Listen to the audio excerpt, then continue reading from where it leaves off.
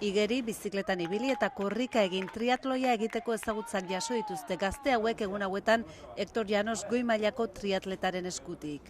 Pixkat erakustea, porque hiru egunetan ezin dugu askoin, baina behintzat beraiek jolastea eta ikastea jolasan bitartez, eta batez be ondo pasatzea. Gustuko de triatloia eta gehiago ikasteko. Triatloiak 3 kirol batzen dituenez oso biribila da fisikoki.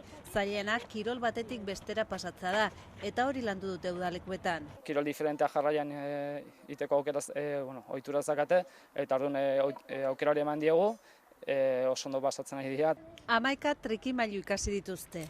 Dortsalata jartzea dena preparauta.